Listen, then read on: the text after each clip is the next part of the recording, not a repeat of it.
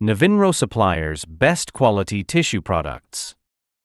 ආසන්න වශයෙන් වසර 200ක පමණ කාලයක් බ්‍රිතාන්‍ය කිරීටයේ යටත් විජිතයක්ව පැවති ඉන්දියාව 1947 වසරේ අගෝස්තු 15 නිදහස ලබා ගන්නවා. නමුත් ඒ නිදහසට පෙර පැවති ඉන්දියාව විදියට නෙවෙයි. බ්‍රිතාන්‍ය විසින් ඉන්දියාවට නිදහස ලබා දීමේදී බහුතර මුස්ලිම් ජාතිකයන් වෙසෙන ප්‍රදේශ පාකිස්තානයේ ලෙසිනුත් බහුතර හින්දු ජනතාව වෙසෙන ප්‍රදේශ ඉන්දියාව ලෙසිනුත් ස්වාධීන රාජ්‍යයන් දෙකක් වශයෙන් නිදහස ලබා දෙනවා. නමුත් එතෙන් පටන් අඛණ්ඩව සාමය පවත්වාගෙන යාමටත් නොහැකි වූ පසුබිමක දේශසීමා අර්බුදය හමුවේ ඉන්දියාව සහ පාකිස්තානය අතර දරුණු යුද ගැටුම් ඇතිවීමේ අවදානමක් නැවත උත්සන්න වෙන්න පටන් ගන්නවා. ඉතින් අද වීඩියෝව ජම්මු සහ කාශ්මීර දේශසීමා අර්බුදය ගැනයි.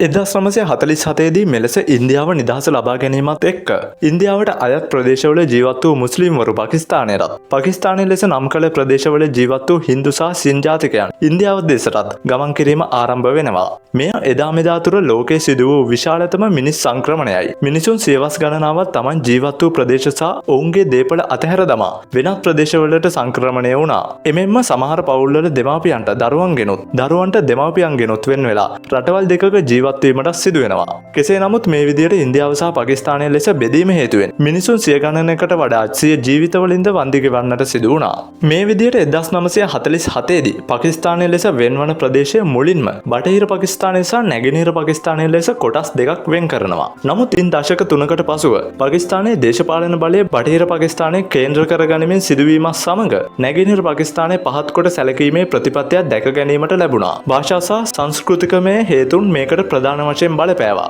බටහිර පාකිස්තානයේ රාජ්‍ය භාෂාව ලෙස උර්දු භාෂාව භාවිතයට ගැනීම සඳහා ගත් තීරණය නැගෙනහිර පාකිස්තානයේ බෙන්ගාලි භාෂාව කතා කරන ජනතාව සඳහා දැඩි අර්බුදයක් දක්වා පැමිණෙනවා. ඉන්පසු 1970 නැගෙනහිර පාකිස්තානයේ පැවති මහමැතිවරණය ෂේක් මුජිබුර් රහ්මාන්ගේ නායකත්වයෙන් යුත් අවාමි ලීග් පක්ෂය බහුතරය දිනාගත් අතර බටහිර පාකිස්තානයට බර පාකිස්තාන මධ්‍යම රජය තේරිපත් වූ නායකයන්ට බලය පැවරීමට අකමැති වීම දේශපාලන අර්බුදයකට තුඩු දෙනු ලබනවා. පසුව පුළුල්ව පැවතුණු සාහසික ක්‍රියා සහ මානව හිමිකම් කඩකිරීම වල ප්‍රතිඵලයක් වශයෙන් 1971 මාර්තු 26 ෂේක් මුජිබුර් රහ්මාන් විසින් නැගෙනහිර පාකිස්තානයේ බංග්ලාදේශය නම් නිදහස් රාජ්‍යයක් බවට ප්‍රකාශයට පත් කරනු ලබනවා. මෙම දේශපාලන අර්බුදය නිසා නැගෙනහිර පාකිස්තානයෙන් ඉන්දියාවට සරණාගතයෙන් දහස් ගණනක් පැමිණීමත් සමග නැගෙනහිර පාකිස්තානයේ මානුෂික අර්බුදය වෙනුවෙන් ඉන්දියාවටද මැදිහත් වෙන්න සිදු වෙනවා. ඒ අනුව ඉන්දියාව පාකිස්තාන හමුදාවට එරෙහිව සටන් කරන බෙන්ගාලි විමුක්ති හමුදාවට එනම් නැගෙනහිර පාකිස්තානයට සහාය දෙනු ලබනවා. වර්ෂ 1971 දෙසැම්බර් 3 වෙනි දින පාකිස්තානයේ ඉන්දියාවට ගුවන් ප්‍රහාර දියත් කරන අතර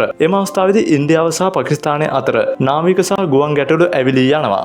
ජාත්‍යන්තර වශයෙන්ද මෙම අර්බුදයට මැදිහත් වෙන අතර විශේෂයෙන්ම සෝවියට් දේශය ඉන්දියාවට දේශපාලනික සහ මිලිටරිමය වශයෙන් සහයෝගය දක්වනු ලබනවා. එක්සත් ජනපදයේ පාකිස්තානයේ දෙසට නැඹුරු බව පෙන්නුම් කළත් සැලකිය යුතු සහයෝගයක් පාකිස්තානයට හිමි වෙන්නේ නැහැ. එම යුද්ධයේ තීරණාත්මක හැරුණු ලක්ෂ්‍ය වුණේ 1971 දෙසැම්බර් 16 වෙනිදා ඉන්දියානු හමුදාව විසින් වට කරන ලද නැගෙනහිර පාකිස්තානයේ පාකිස්තාන හමුදා ඩකාහිදී කොන්දේසි රහිතව යටත් කර ගැනීමයි. මෙම සිද්ධිදාමයෙන් පසුව නැගෙනහිර පාකිස්තානයේ බංග්ලාදේශයේ ලෙස තවත් නව රාජ්‍යයන් නිර්මාණය කිරීමෙන් අවසන් වෙනවා. තවද මෙම යුද්ධයේ අවසානය සමග ඉන්දියාව සහ පාකිස්තානය අතර සමදතා තව තවත් පළුදවීමට විශාල හේතුවක් වූ බව පැහැදිලි වෙනවා. කාලයක් තිස්සේ අලුයට සැඟවූ ගිනිදැල්මෙන් නිවි නිවි ඇවිලෙමින් තිබූ ඉන්දු පාකිස්තාන අර්බුදය මේ වෙද්දී ඉන්දියාවේ ජම්මු සහ කාශ්මීර ප්‍රදේශයට ත්‍රස්ත කණ්ඩායමක් සිදු කළ දේශසීමා ප්‍රහාරයක් සමග වඩාත් උස්සන්න වෙමින් පවතිනවා.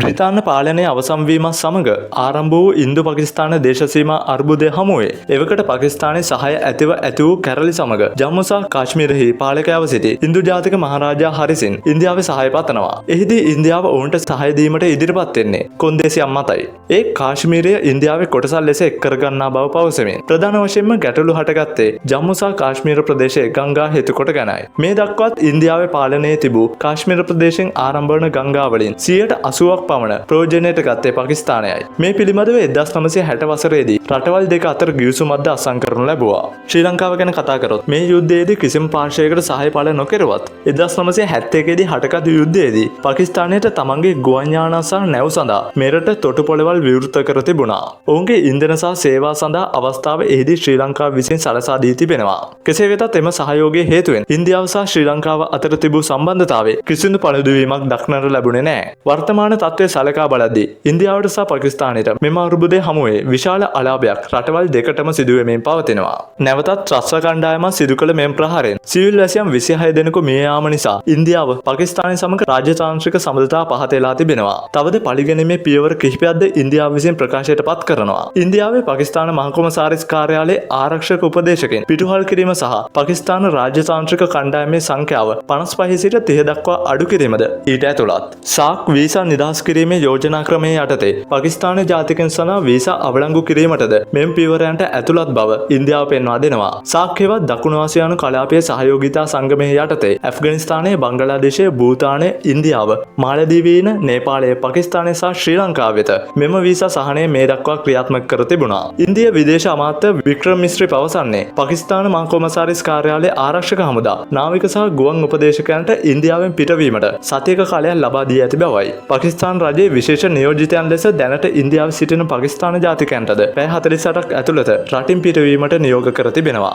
වාගා අත්තරි බෝඩරේ ලෙස හැඳින්වෙන දෙරට සම්බන්ධ කරන ඒකාබද්ධ මුරපලද වහම ක්‍රියාත්මක කරන පරිදි අත්හිටුවීමට ඉන්දිය රජය පියවරගෙන තිබුණා. මීට අමතරව 1960 ඉන්දු ජල ගිවිසුමද අත්හිටුවා තිබෙනවා. පාකිස්තාන දේශ සීමාව හරහා ඇතුළු වූ ත්‍රස්තවාදී කණ්ඩායමක් විසින් මෙම ත්‍රස්ත ප්‍රහාරය එල්ල කර ඇති අතර ඒ දශකයක කාලයක් තුළ කාශ්මීරයේ සිවිල් වැසියන්ට එල්ල වූ දරුණුතම ත්‍රස්ත ප්‍රහාරයයි. මෙහිදී පුද්ගලයන් 26 දෙනෙකු මිය ගොස් තිබුණා. මෙහිදී ජම්මු සහ කාශ්මීරයේ පහළගම්මේ ප්‍රසිද්ධ ස්ථානයක් වන බයිසරන් තනබින් නැරඹීමට පැමිණ සිටි සංචාරකයන් ප්‍රහාරයේ ඉලක්කය වී ඇති බව සඳහන් වෙනවා. පාකිස්තානයේ පදනම් කරගත් ලක්ෂාරි තායිබා සංවිධානයට අනුබද්ධ සටන්කාමී කණ්ඩායමක් නවතම ත්‍රස්ත ප්‍රහාරයේ වගකීම බාරගෙන තිබෙනවා. පාකිස්තානයේ දේශ සීමා ත්‍රස්තවාදයට සහාය දෙන බවට නවදිල්ලිය දිගුකලක් තිස්සේ චෝදනා කර තිබුණා. තවද පාකිස්තානයේ විසින් එම චෝදනා අඛණ්ඩව ප්‍රතික්ෂේප කරනවා. කෙසේ වෙතත් කාශ්මීර ප්‍රදේශයට එල්ල වූ මෙම ත්‍රස්ත ප්‍රහාරයෙන් පසුව ඉන්දියාව සහ පාකිස්තානයේ සාමය සම්බන්ධව නැවතත් අස්ථාවර තත්ත්වයක් උද්ගත වී තිබෙනවා. ඉතින් මේ තත්ත්වය ඉදිරියේදී කොයි අතට හැරෙයිද කියලා අපි බලාගෙන ඉන්න ගමන් තවත් අලුත් තොරතුරු එක්ක අපි ආයෙත් හම්බෙමු. channel එක subscribe කරලා bell icon එක click කරලා තියාගන්න. එහෙනම් see you next time.